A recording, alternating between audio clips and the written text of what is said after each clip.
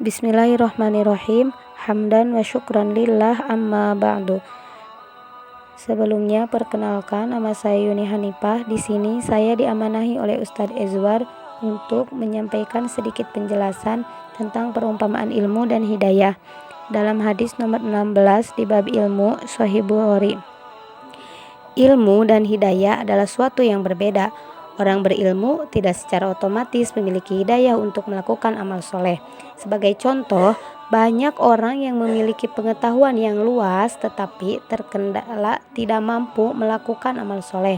Sebaliknya, ada orang yang ilmunya sedikit namun dia memiliki kekuatan untuk menjalankan amal soleh. Rasulullah Shallallahu Alaihi Wasallam mengibaratkan sebuah petunjuk ilmu dengan hujan, sebagaimana dalam hadis Al-Bukhari dan Sahih Muslim, hadis dari Abu Musa Al-Asy'ari radhiyallahu anhu yang berkata bahwa Rasulullah Shallallahu Alaihi Wasallam bersabda, "Masaluma ba'asani Allahu bihi minal huda wal ilmi kama salil ghaisil kasiri asaba ardon fakana minha naqiyatun qabilatil ma'a fa anbatatil kala'a wal ushbal kasir wa kanat minha ajadib amsakatil ma'a fa nafa'allahu bihan nas fasharibu wa saqau wa zara'u wa asaba minha ta'ifatan ukhra innama hiya qi'anun la tumsiku ma'an wa la tunbitu kala'an fazalik masalu man faquha fi dinillah wa nafa'ahu ma ba'asani Allahu ta'ala bihi fa'alima wa 'allama wa masalu man lam yarfa bizalika ra'san wa lam yaqbal hudallah alladzi ursiltu bihi." Yang artinya bahwa Nabi Shallallahu Alaihi Wasallam bersabda, perumpamaan agama yang aku diutus Allah Azza wa Jalla dengannya, yaitu berupa petunjuk dan ilmu, ialah bagaikan hujan yang jatuh ke bumi. Di antaranya ada yang jatuh ke tanah subur yang dapat menyerap air, maka tumbuhlah padang rumput yang subur.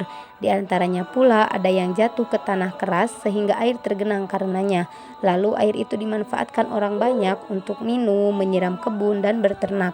Dan ada pula yang jatuh ke tanah tandus, tidak menggenangkan air dan tidak pula menumbuhkan tumbuh-tumbuhan. Seperti itulah perumpamaan orang yang mempelajari agama Allah dan mengambil manfaat daripadanya, belajar dan mengajarkan, dan perumpamaan orang yang tidak mau tahu dan tidak mau menerima petunjuk Allah yang aku diutus dengannya.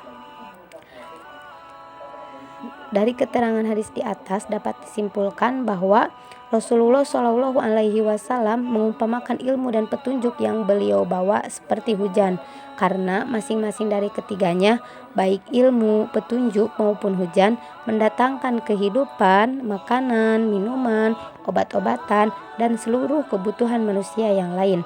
Semua itu bisa didapatkan dengan ilmu dan hujan.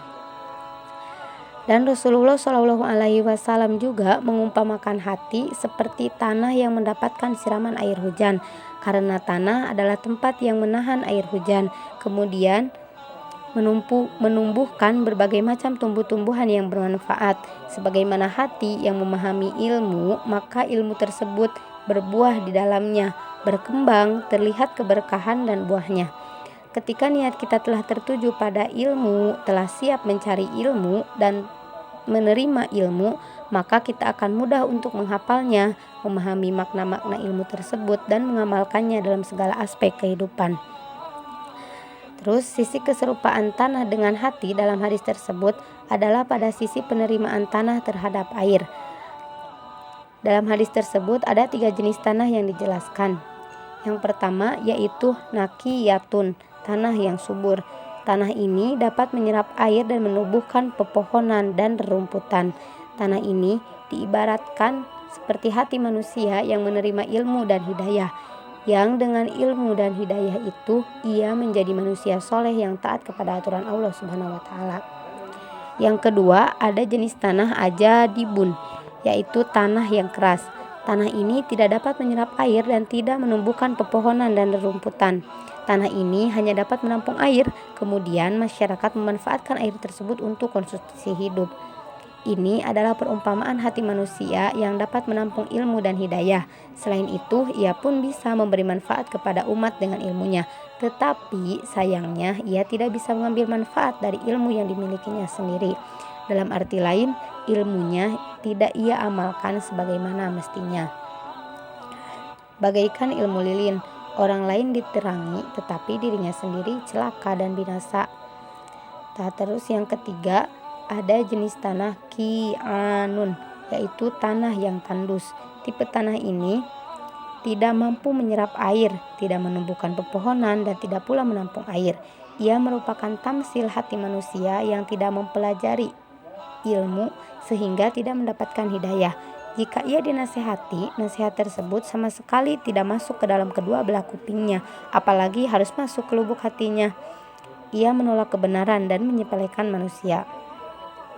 Dari keterangan hadis tersebut, Ibnul Qayyim mengklasifikasikan hati manusia menjadi 3 macam, yaitu qalbun salimun, hati yang selamat, qalbun sakimun, hati yang berpenyakit, dan qalbun mayyitun, hati yang mati.